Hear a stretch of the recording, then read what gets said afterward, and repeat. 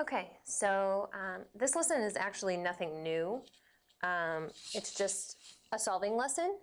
So we're not graphing, we're not finding intercepts. I'm just making sure that if I give you a quadratic equation, you can solve it. So methods that we have, I've got them listed up here. We've got 3 so far. Quadratic formula, which everybody should know, and we know that this one works always. It's not always the most efficient, but it does work always. Remember that in order to use this, you have to get one side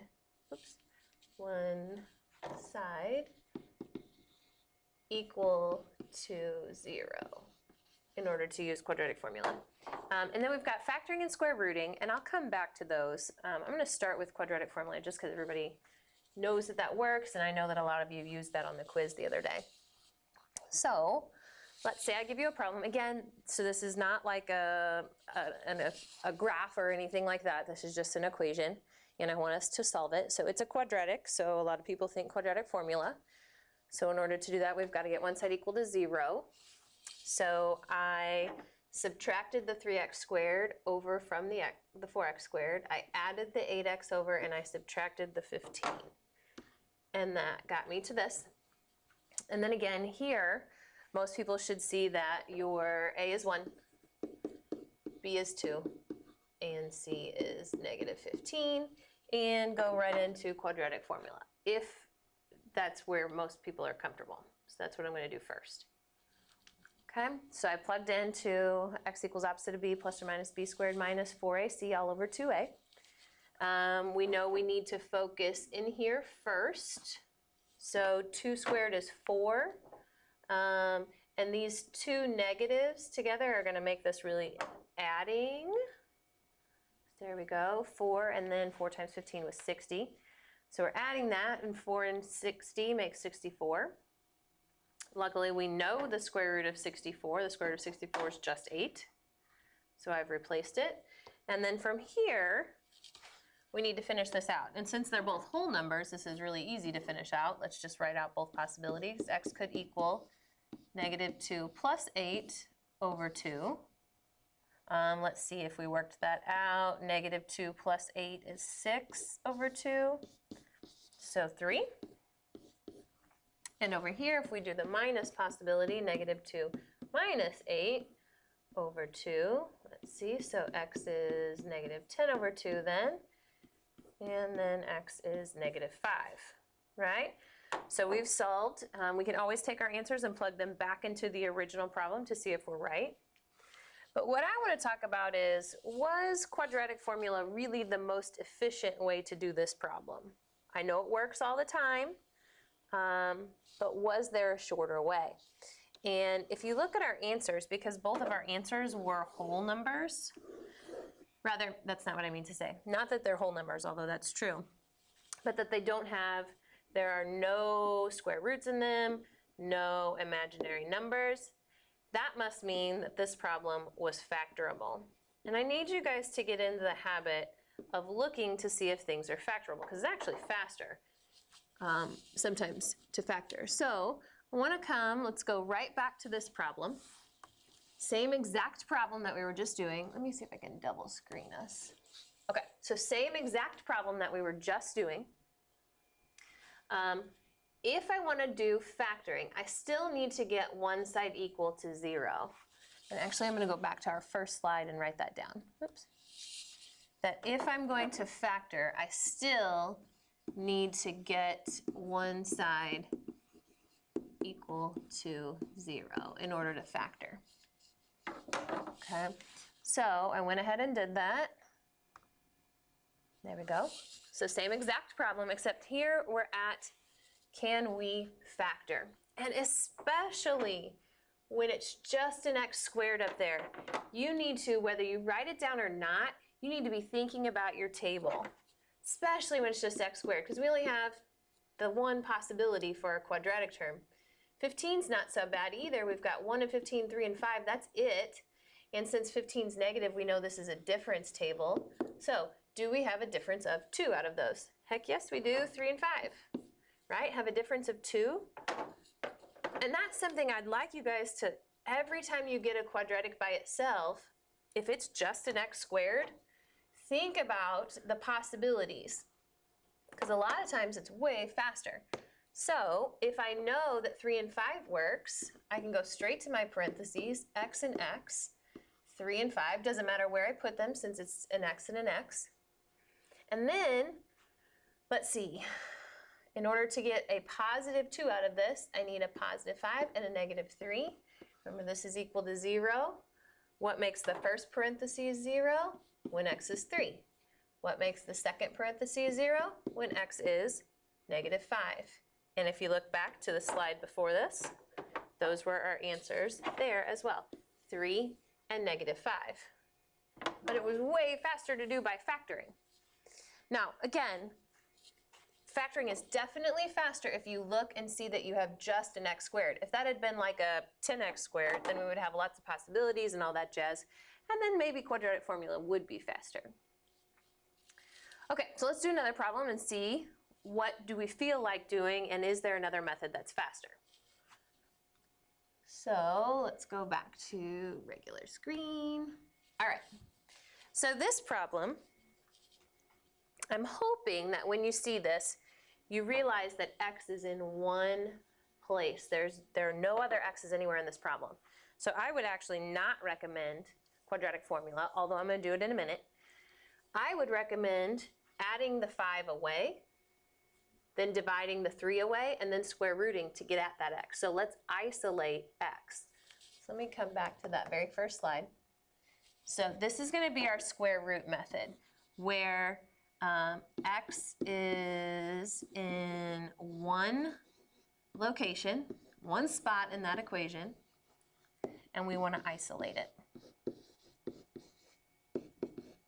Okay, so again, back to our problem. X is in one place, let's isolate it. So if we add the 5 over to the negative 29, we're at negative 24. Then divide the 3 away, so we're at negative 8. And then we can square root both sides, right? And we know to put a plus minus on there. Okay, so let's use our new complex number skills. Plus minus square root of negative 8. So we know that this is going to be imaginary because we can't square root a negative in our real number system. So let's split this up. We know that we're going to have our negative 1. 8, can 8 be broken up into a perfect square? Yes, it's 4 times 2, right? All right, so what's coming out of here? The square root of 1 is an I. The square root of 4 is a 2. So we've taken care of those. And we're left with square root of 2. So all this stuff is going to replace square root of negative 8. So there we go, 2i root 2. And then to finish this off, we need to add 1 over to the other side. So here we are. So take a look at that process. This was the square root method because we square rooted both sides. Different than doing the square root in quadratic formula, the square root method. But I do want to talk about quadratic formula. So exact same problem. Let me double screen us again. Exact same problem, except this time I want to think about it as if you could use square root this problem. Could we do quadratic formula? So if we're going to do quadratic formula, actually the first thing we need to do is multiply this whole thing out. So I would need to know what's x minus 1 squared. Well, we know that's x minus 1 times x minus 1. If you distribute that all out, combine your like terms, do all that work, you'll end up with this. Okay, distribute that out, combine like terms, you'll end up with that. So let's replace x minus 1 squared with that. We'll still have our 3 and we'll still have our 5. So there we go, still have our 3, still have our 5. Now we need to distribute the 3 to everything, because remember, to do quadratic formula, we got to get one side equal to 0 and know what our a, b, and c are. Okay, I distributed the 3 to everything. Now I've still got that 5 at the end that I need to combine my like terms, so that should make a negative 2. And then in order to do quadratic formula, that 29's got to go, add it over, so we're at 27. So we are ready for quadratic formula. In order to avoid using really big numbers, did you notice that you could divide each side by 3, each side of the equals? So if we do that, 0 divided by 3 will still be 0. And then we've got 3 divided by 3 is 1, 6 divided by 3 is -2, 27 divided by 3 is 9.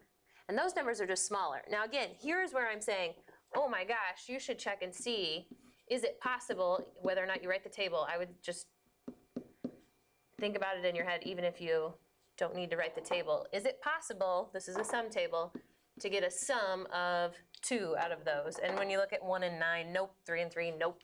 Which we kind of already knew from before on our last slide. We've got imaginary numbers, so it's not possible to factor. But anyway, okay, so it's not possible to factor, but I'm glad we checked. And then, let's do quadratic formula. So here it is. Again, we know we need to work inside the square root first.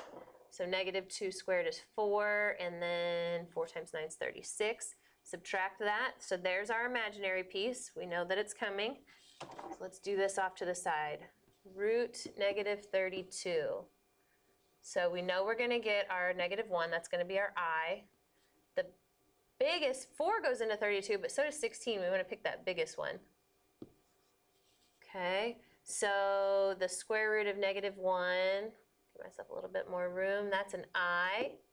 The square root of 16 is a 4, we usually write that first, so those are gone, and we're left with just root 2, right? So we're going to replace that square root of -32 with 4i root 2, okay?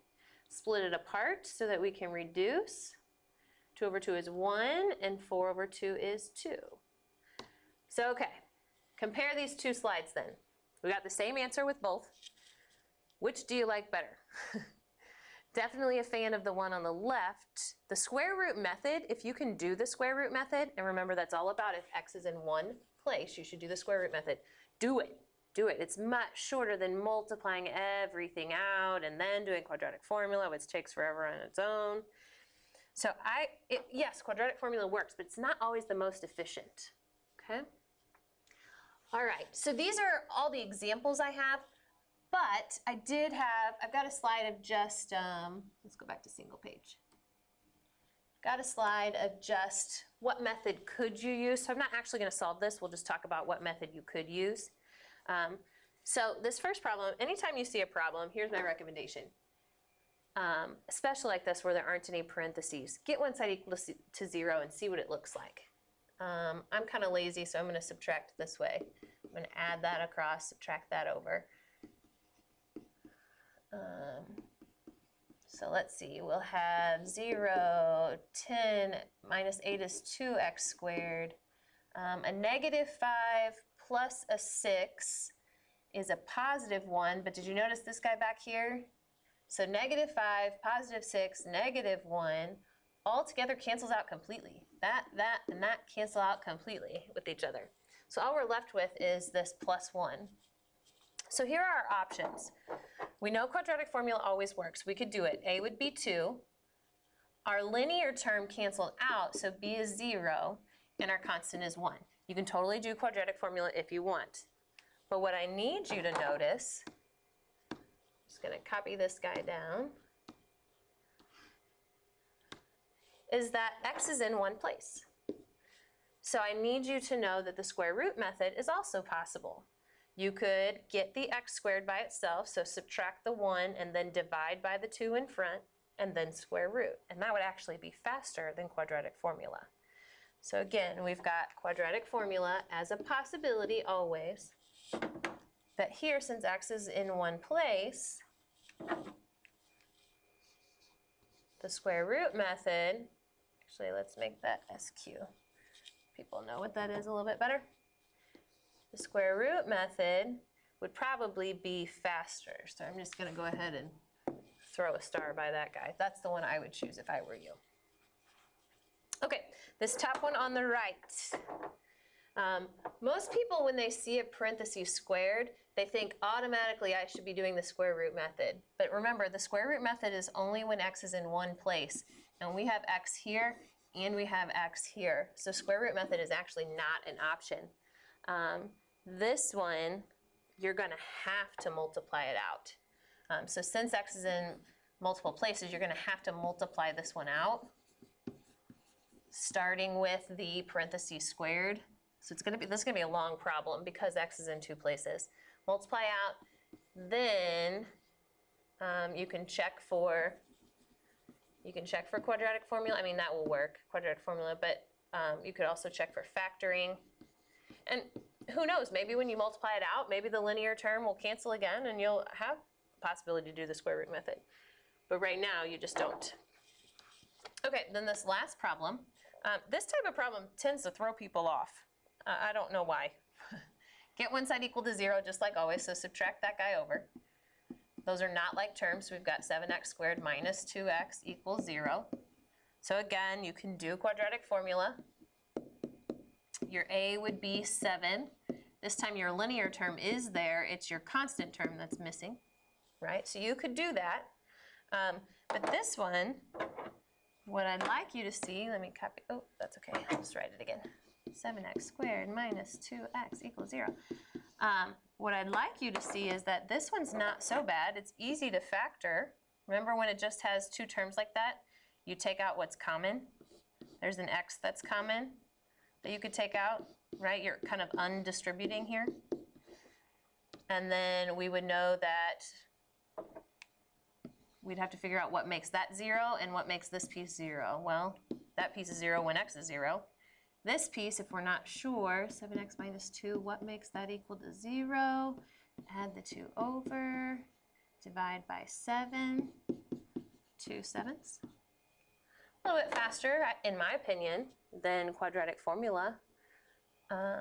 So yeah, if you've got two terms there, factoring is also an option. Put a big F by that. Okay. So you've got lots of options. So I'm going to put a worksheet up, and on that worksheet, a lot of times I'm going to say that you need to solve it with two methods. Going back to our methods, remember they are quadratic formula, factoring, and square rooting. Okay. There are some problems where this is your only method, quadratic formula.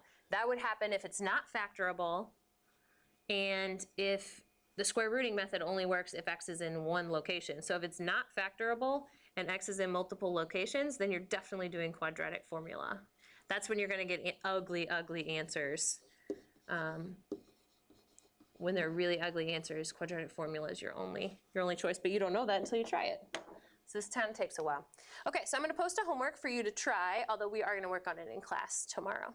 Okay?